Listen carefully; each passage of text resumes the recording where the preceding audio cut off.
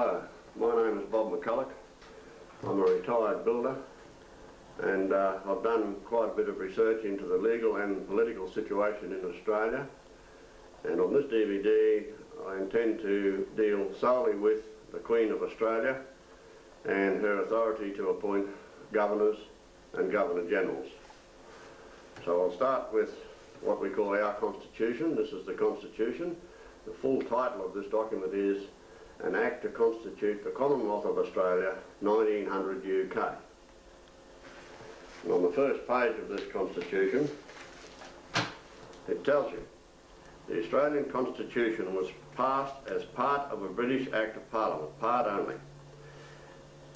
And it also says the Constitution itself actually starts at page 2, clause 9. Now, a lot of people don't understand that the first 8 clauses are covering clauses, and we cannot change them even by a referendum of the people as per section 128. They are out of our reach. And also, at the rear of the Constitution is the schedule and the oaths that all politicians must swear before they take their seat in the Parliament. And this also is outside clause 9 and cannot be changed.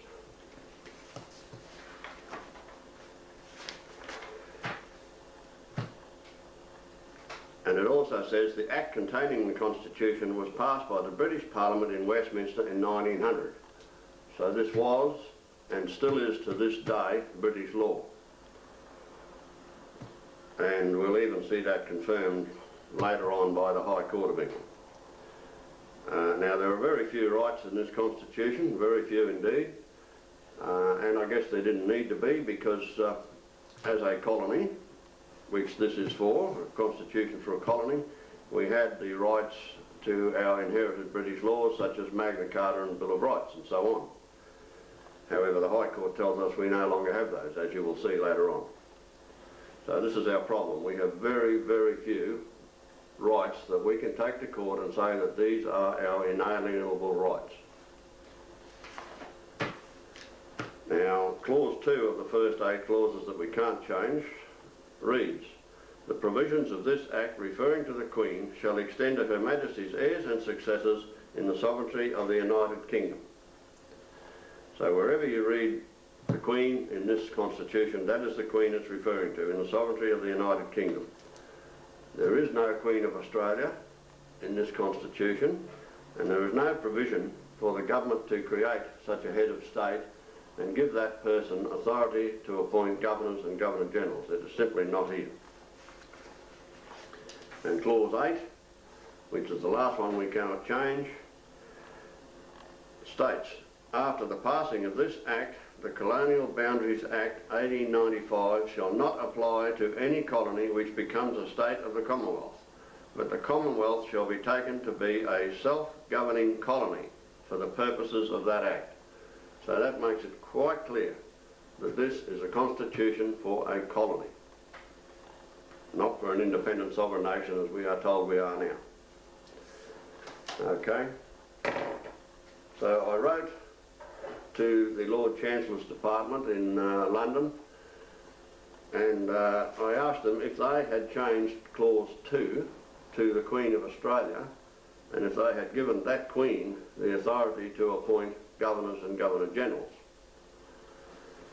And the reply I got back was from the British Foreign and Commonwealth Office, and they stated, the Queen in her role as head of state of the United Kingdom, and as such advised by British ministers, has no executive power exercisable within the Commonwealth of Australia. Now, executive power is the executive government, which comes under section 61, and it says, the executive power of the Commonwealth is vested in the Queen and is exercisable by the Governor-General as the Queen's representative. Now, as I said, wherever you see Queen, that's the Queen of the United Kingdom, and here they are telling us that that Queen no longer has executive power. So the Queen of the United Kingdom, according to the British Foreign and Commonwealth Office, can no longer appoint Governor-Generals. And it goes on here to say, the monarch's role as Queen of Australia is separate from her role in relation to the United Kingdom, and in its fulfilment she is advised by Australian ministers. So they're making it quite clear that the Queen of Australia is a totally separate legal entity to the Queen of the United Kingdom. So I wrote then to Her Majesty's Printer of Acts of Parliament, and I asked for a copy of an Act to constitute the Commonwealth of Australia as it stood in law at that time, and this was in the year 2004. And I did this purely to make sure that Clause 2 still read the same. And it does.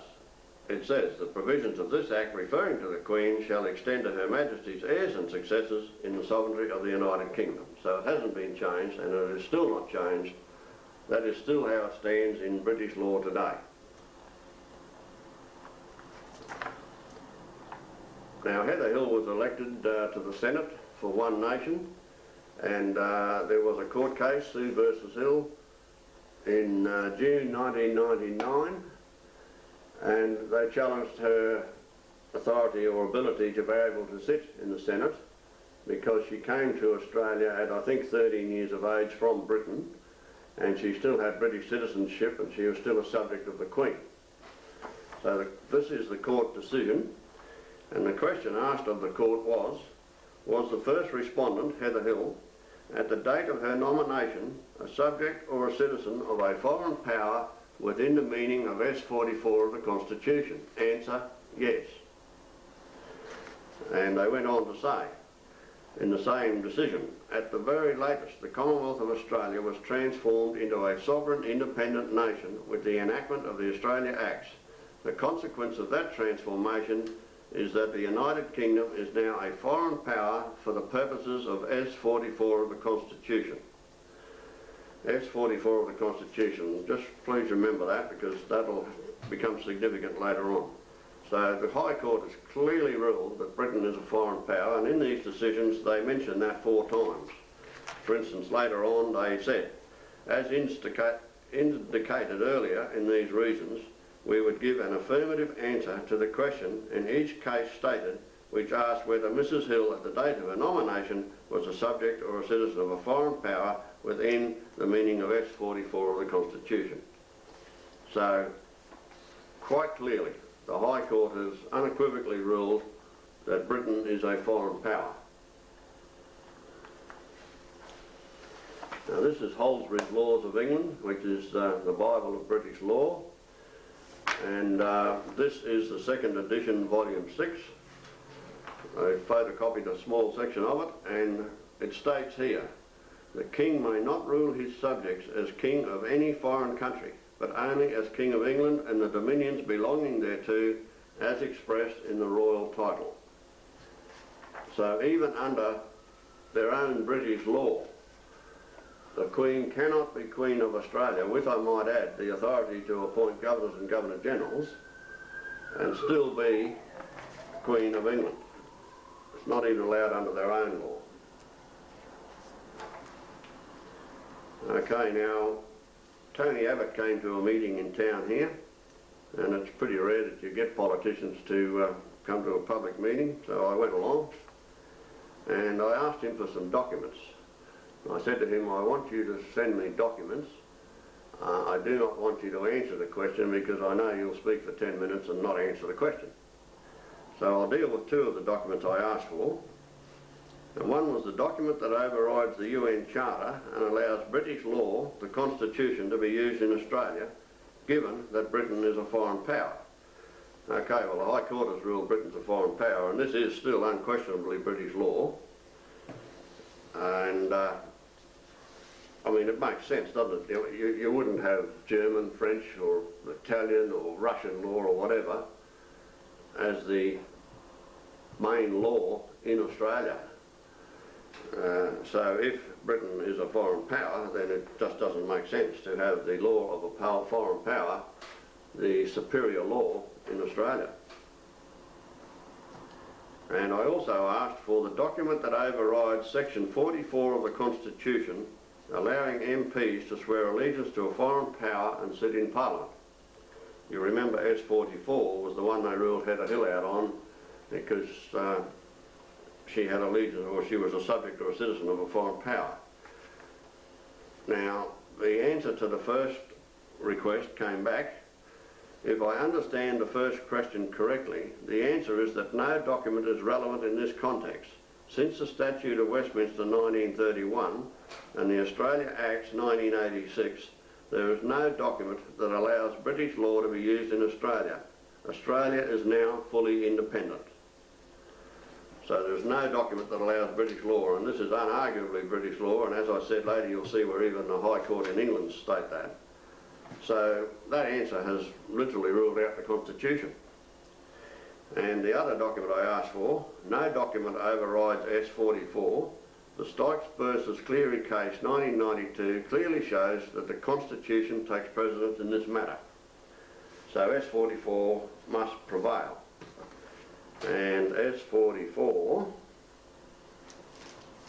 reads, any person who is under acknowledgement of allegiance is the key word, obedience or adherence to a foreign power, or is a subject or a citizen, or entitled to the rights or privileges of a subject or a citizen of a foreign power, shall be incapable of being chosen or sitting as a senator or a member of the House of Representatives. So section 44 says if you have allegiance to a foreign power, you are incapable of being chosen or sitting as a senator or a member of the House of Representatives. That's quite clear. And section 42 says, every senator and every member of the House of Representatives shall, before taking his seat, make and subscribe before the Governor-General or some person authorised by him an oath or affirmation of allegiance again in the form set out in the schedule to this Constitution. So the oath they have to swear is in the schedule to this Constitution, which I showed you earlier, and it reads, I, their name, do swear that I will be faithful and bear true allegiance again to Her Majesty Queen Victoria, her heirs and successors according to law, so help me God. And there's a note at the bottom, the name of the King or Queen of the United Kingdom of Great Britain and Ireland for the time being is to be substituted from time to time. So now it would read, of course, Queen Elizabeth II, her heirs and successors according to law. But it is clearly to the United Kingdom of Great Britain and Ireland. The High Court has ruled the United Kingdom to be a foreign power. So under section 44, the one they ruled Heather Hill out on, clearly all members of Parliament have sworn allegiance, as the key word, to a foreign power. So says the High Court. So how can they sit in the Parliament? Section 44 rules them out. And while we're on that sort of subject, there's qualifications of members in section 34. And this is to do with Heather Hill again, and it says, he must be a subject of the Queen, either natural born or for at least 5 years naturalised under a law of the United Kingdom or of a colony which becomes a state, or of a commonwealth or of a state. So it's telling you there that you must be a subject of the Queen to qualify for election. And why wouldn't it? This is a constitution for a colony. Under this constitution we are all subjects of the Queen. That is, of course, before the 1948 Citizenship Act was passed. However, it would appear that Heather Hill was probably the only one qualified to sit in the Senate, if she has to be a subject of the Queen. So it would seem that the High Court has ruled directly against section 34 of the Constitution.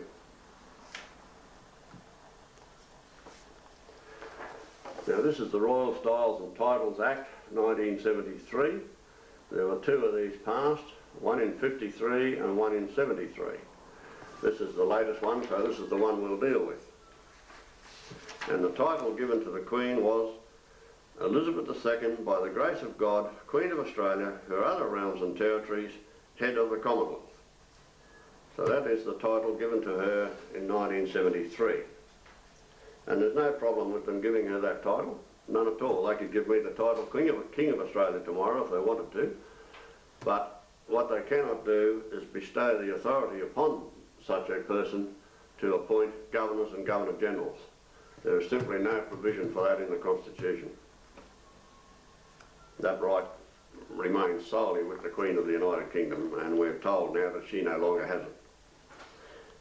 Okay, now here is the latest Governor of Queensland, Quinton Bryce, and this is her commission. and she's appointed by Elizabeth II by the grace of God, Queen of Australia and her other realms and territories, head of the Commonwealth. Exactly that title created in 1973. And on the second and last page of this commission, it says, given at our Court of St James this 4th day of March 2003 in the 52nd year of our reign. So she hasn't reached the end of the 51st year to be in the 52nd year, the way I read it. So you would take 51 years from 2003, that brings you back to 1952, and I guess with the month of the year it could even possibly be 1953. So that clearly is the Queen of the United Kingdom. Clearly. It certainly cannot possibly be the title at the front here given to the Queen of Australia in 1973, who has issued this commission.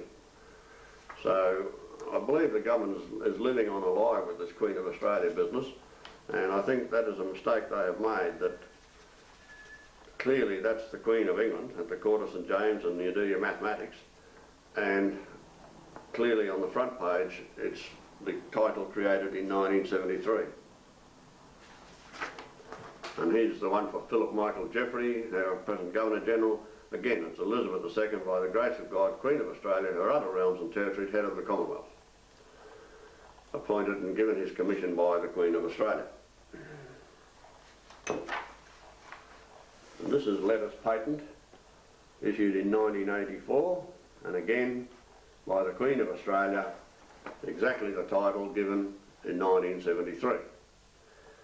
So I believe that after this date, 1984, this date of this letters patent, no Governor-General could possibly claim to have valid legal authority, because the Queen of Australia simply doesn't have authority to issue letters patent, and give them their commission too, of course, but just does not have that authority.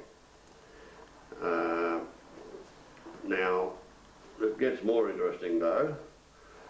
The Governor-General, it states here, before assuming office, a person appointed to be Governor-General shall take the oath of affirmation of allegiance and the oath of affirmation of office in the presence of the Chief Justice or another Justice of the High Court. So the Governor-General has to swear an oath.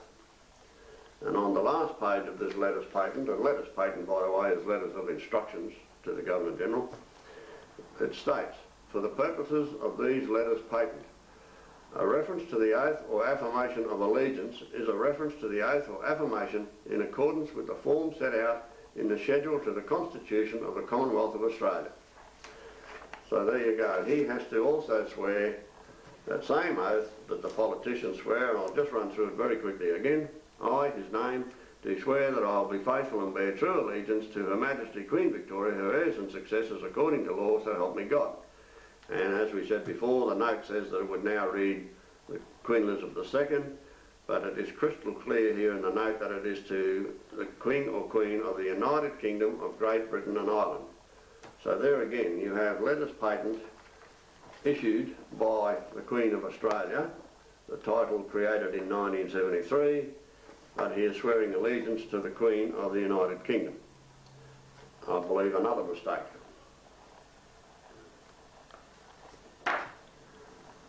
Here we have the Australia Act, which was passed in 1986, and that was referred to in the Heather Hill case, you may remember, where they said we're certainly an independent sovereign nation after this Act. Well, we were much before that, and even the High Court judges will admit that, but now you can argue as to the validity of the 1986 Act, and with good reason. However, the fact is that it is passed through the Parliament, it has had royal assent, and whether we like it or not, it is law. And the first clause of this Act says, an Act to bring constitutional arrangements affecting the Commonwealth and the States into conformity with the status of the Commonwealth of Australia as a sovereign, independent and federal nation. So, as the judges said, clearly after this Act, we are a sovereign, independent federal nation. However, in Newcastle, in December 2002, there was a court case at the district court, and the district court judge made this statement. Now, I hear what you say about the Queen of Australia as opposed to the Queen of the United Kingdom. Bear in mind that we are still a colony, effectively a colony of the United Kingdom. We still do not have a separate sovereign nation. So that's in December 2002, several years after the Australia Act was passed. So it would appear that we even have judges who aren't aware of whether we are an independent sovereign nation or a colony. I think you can probably start to see by now that Australia is a legal basket case. Now, I wrote to the Attorney General, and I asked him if the Magna Carta and the Bill of Rights still applied in Australian law. And he wrote back and he said, the statutory enactments of Magna Carta and the Bill of Rights were received by the Australian colonies and may therefore have a continuing application as part of the law of Australia. However, that application may vary between Australian jurisdictions, and of course that is state and federal parliaments, to the extent that the enactments continued as part of the law of Australia. They may be amended or repealed by the relevant Australian legislature. So he's saying that the state or federal parliaments can amend or repeal the Bill of Rights and the Magna Carta. I find that a fairly astounding sort of a statement. However, you'll see that that is totally supported by the High Court. Now, here we have Bryant versus the Commonwealth of Australia in 2002. Joe Bryant took this case to the High Court, and he argued exactly that same thing, that he believed the Magna Carta and the Bill of Rights should still apply in Australian law, given that our Constitution is British law, and he did a pretty good job of arguing it too. However, Judge McHugh, when referring to the Bill of Rights and Magna Carta, said this: those rights that you assert, unfortunately from your point of view, just did not exist after the Constitution came into force, except insofar as the parliaments of the Commonwealth and the states allowed them to continue in force. But if they wanted to change them, they were at liberty to do it. That is the whole purpose of a constitution, to change laws. So there again you have the High Court stating that the states and federal parliaments could change the Magna Carta and Bill of Rights. They were at liberty to do it. Exactly what the Attorney General said to us. Now, I've got another High Court case. This is Essenberg versus the Queen. This was in the year 2000. Similar argument. There are more, but I think two cases is enough to prove the point. And similar argument about the Magna Carta and the Bill of Rights. And the judge said the following: but is not the problem you face that Magna Carta and the Bill of Rights of 1688 are not documents binding on Australian legislatures in the way the Constitution is binding on these legislatures? Any legislature acting within the powers allotted to it by the Constitution is entitled to legislate in total disregard of the Magna Carta and the Bill of Rights. So there you are. He's saying that they can legislate in total disregard of the Magna Carta and the Bill of Rights. So clearly the High Court is virtually telling you that they just do not apply at all. And in that same case, Essenberg versus the Queen, the judge went on to make this statement: but Parliament, some authorities would regard it as regrettable, can in effect do it as it likes. It is said some authorities could legislate to have every blue-eyed baby killed if it wanted to. Now that's a statement from a High Court judge.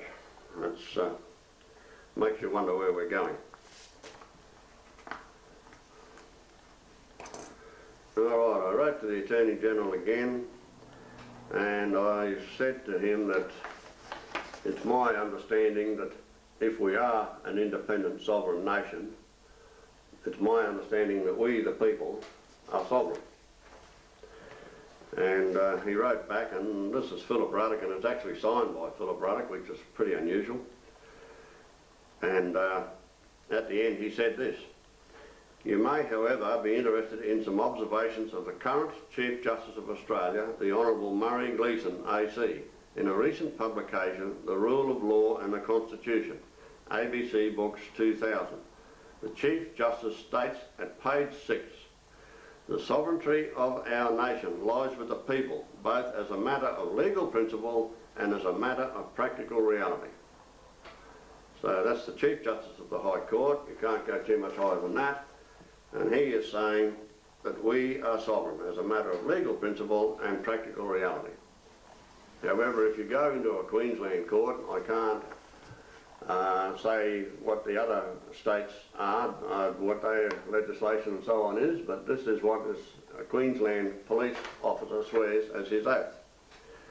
That I will well and truly serve our sovereign lady, Queen Elizabeth II, her heirs and successors according to law. So he's calling her our sovereign lady, the Chief Justice is saying we are sovereign, and wherever you see Queen Elizabeth II, her heirs and successors, that is the Queen of the United Kingdom, because in both Royal Styles and Titles Acts 53 and 73 there was no act of succession passed for heirs and successors. So the Queen of Australia has no heirs and successors. So that is the Queen of the United Kingdom. However, it gets better. In that same court you will have legal practitioners who swear this oath. I, their name, do sincerely promise and swear that I will be faithful and bear true allegiance to Her Majesty Queen Elizabeth II as lawful sovereign of Australia, and to her other realms and territories, and to her heirs and successors according to law. So there in that court you will have legal practitioners swearing allegiance to Queen Elizabeth II, her heirs and successors, as lawful sovereign of Australia. So that's fairly amazing that you have solicitors swearing that when the Chief Justice of the High Court says we are sovereign. The magistrates' regulation is the same, Queen Elizabeth II, her heirs and successors, and even under our Queensland Constitution 2001, the politicians swear the same. I, their name, do sincerely promise and swear that I will be faithful and bear true allegiance to, and Her Majesty's name has to be put in there, as lawful sovereign of Australia, and to her heirs and successors according to law. So there you have the politicians in Queensland, I can't say what other states do, swearing allegiance to the Queen of the United Kingdom as lawful sovereign of Australia. And it seems to me that if England indeed is a foreign power, as the High Court states, all these people swearing allegiance to that foreign power could possibly be charged with treason.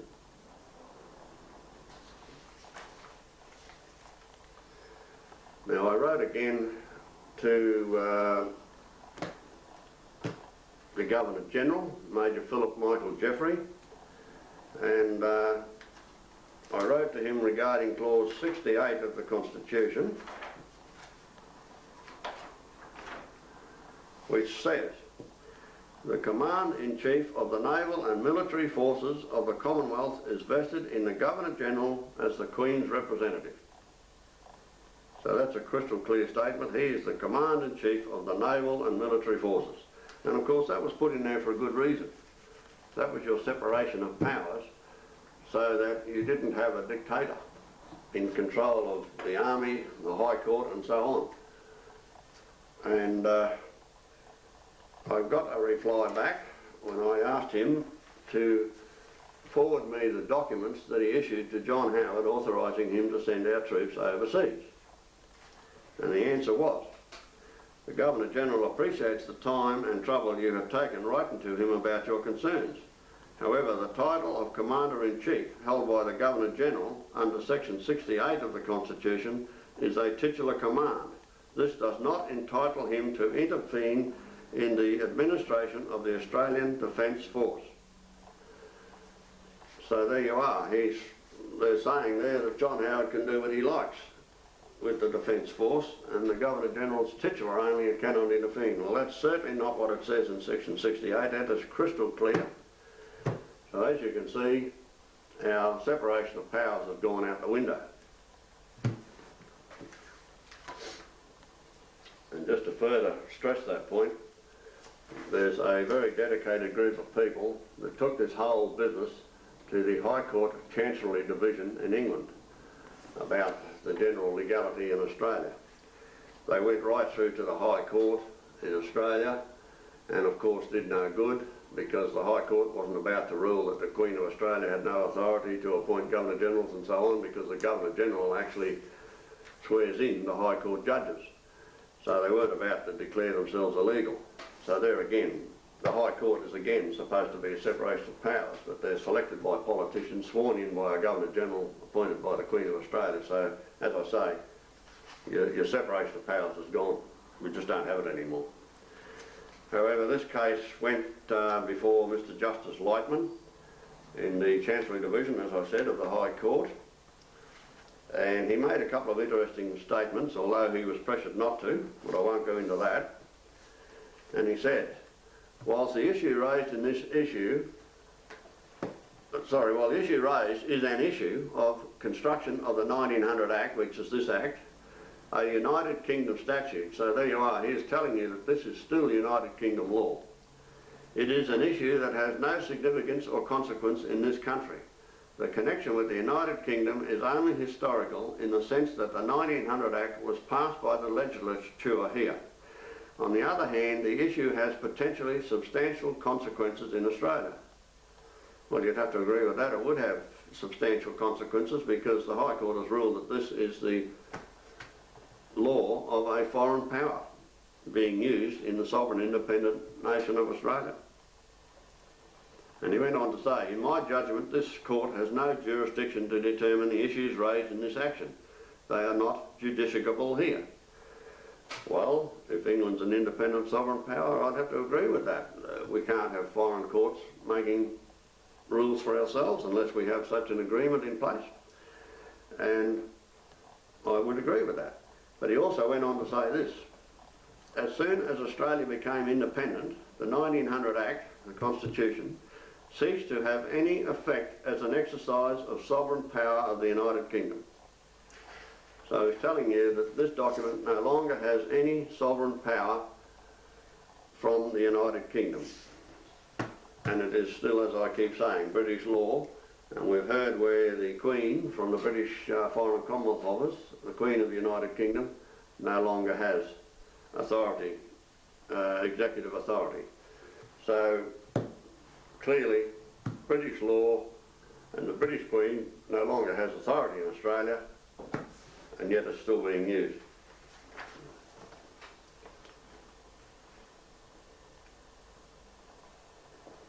Now, I wrote again to the Attorney General's office.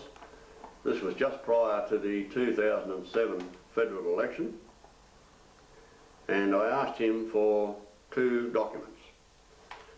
And please listen carefully to these, because I believe this is most important.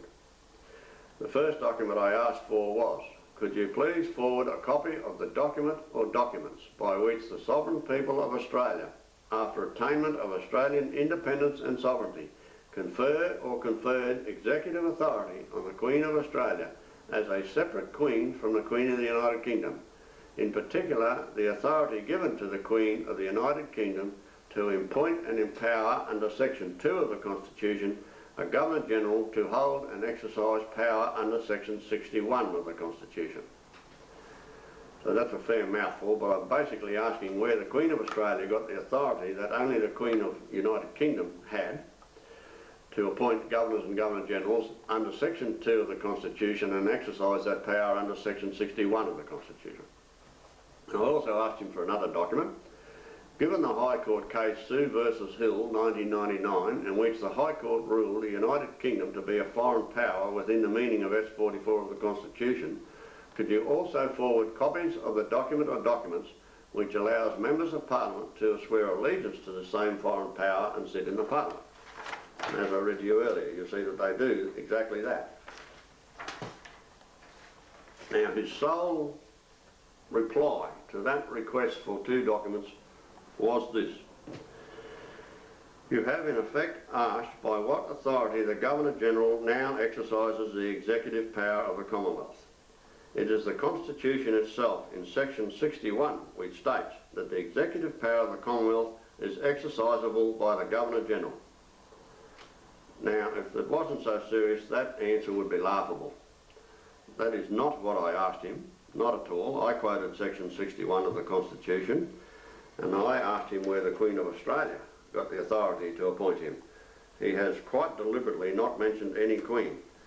He says it is the Constitution itself which states, in 61, which states that the executive power of the Commonwealth is exercisable by the Governor-General. Now, there's a few words at the end of that he didn't include. It reads in the Constitution, "The executive power of the Commonwealth is vested in the Queen and is exercisable by the Governor-General as the Queen's representative." Now, he's deliberately left those words off because he knows there's only one Queen in this Constitution, and that Queen no longer has authority to appoint that Governor-General. And as for the second question, where they all swear allegiance, as you saw earlier, to the Queen of the United Kingdom and sit in the Parliament, totally against section 44, made no mention of that whatsoever, no attempt to answer that at all. So that's an absolute insult to anyone's intelligence to send back that sort of thing. And I've been asking for these documents for 4 years, and this is the sort of ridiculous, insulting answers you get back. Clearly they cannot answer the question, and they certainly cannot supply the documents. And I think more and more people should take that on board. Clearly, I would think you would see by now that the Achilles heel of all this mess that we're in is the Queen of Australia. And all I have ever asked for is the truth. All I want is the truth. If we've got a problem, let's fix it. But I think you have to agree that the one thing politicians are afraid of is the truth. Now, I've been at this for quite a while, and I used to fight separate individual laws and so on, and total waste of time, total waste of time. So I drew here the government illegal tree, and I've got the branches there, and I've got them numbered law 1, law 2, law 3. Now, they can be any law you like. For instance, I know local government is causing a lot of trouble, and that law 1 could be the Local Government Act, for instance, and you could fight that one. Now, you can spend the rest of your life, and all your money, I might add, trying to cut branches off that tree. But I can assure you, the one thing that tree can do is grow another branch very quickly. Now, down the bottom, I've drawn the taproot, the Queen of Australia. Cut that taproot, the tree will die. And that seems to me to be a far, far better proposition than trying to fight individual laws and push your own little wheelbarrows. Now, I know there are a lot of groups fighting individual laws and doing just exactly that, pushing their own barrows, and they are to be commended. Anyone who's doing anything is to be commended, because unfortunately over 90% of the population couldn't care less. But I would really implore you to please look at the bigger picture, the Queen of Australia. That is clearly the weak link. She clearly does not have authority to appoint governors and governor-generals.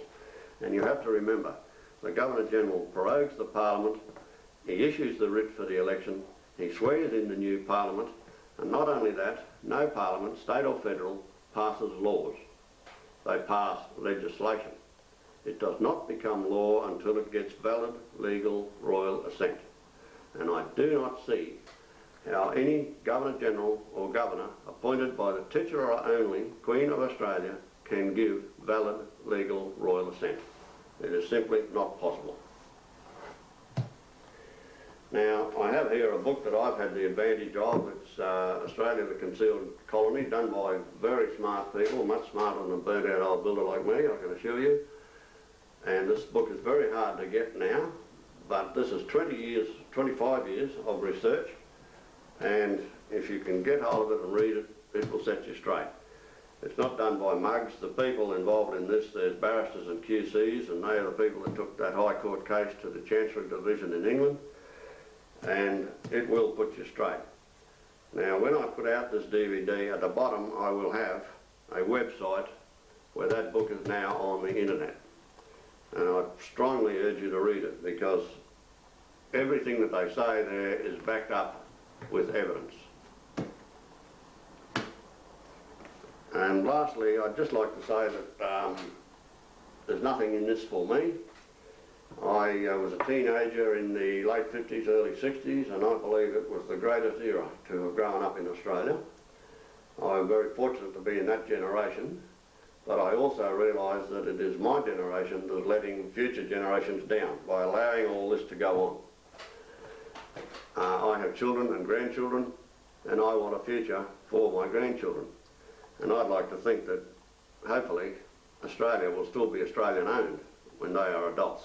The way it's going, I have severe doubts, and I really am concerned about the future of my grandchildren. I also had a father who served for 3 years and 50 days overseas fighting in the First World War, and he came home and suffered nightmares, horrendous nightmares, for the rest of his life. And I have to say, I guess I'm pleased in a way that he is not here today to see what a spineless people Australians have become. They are obviously afraid of the government. They will not stand up and be counted, and that is a sad situation in a so-called democracy. Very sad indeed. So I would implore people to spread this video around if you like it, burn the copies of it, do what you like with it. Try to wake people up and try to get them off their backsides. It's very difficult. I've spent a lot of time and money trying. And please, as I say again, please look at the bigger picture. I believe we can solve everything in one go if we can solve the Queen of Australia problem. If this in fact is still legal law in Australia, then under this law we're a colony. So I believe we should have a referendum of the people, and we should ask them, do you want to be a colony? Do you want to be an independent sovereign nation? And I think they'd vote to be independent. And that being the case, we would then have to write a new constitution. And oh, this is where I get into terrible trouble with monarchists and some other groups who've got the blinkers on, and they can't see out to the side and see that there could be something wrong with using British law in the independent sovereign nation of Australia. However, if we had to write a constitution like every other nation does when they become independent, but for some reason people seem to think we can't, I just can't understand that, we would include in it a Bill of Rights. And the first thing I'd like to see in that Bill of Rights obviously is a People's Bank, like the original Commonwealth Bank was, and debit tax. But in those rights, everything that all these other groups and individuals are fighting against, every law, every separate barrow they're pushing, trying to cut branches off that tree, could be covered in that Bill of Rights. It would all be covered in one act. And it all hinges on the Queen of Australia, I believe. So I would implore you to take it in and spread the information around and do what you can to try to get the apathetic Aussie off his backside to do something. We're running out of time. We will end up with their republic if we're not careful. They will eventually get it, even if they have to have a couple of more goes, they'll get it.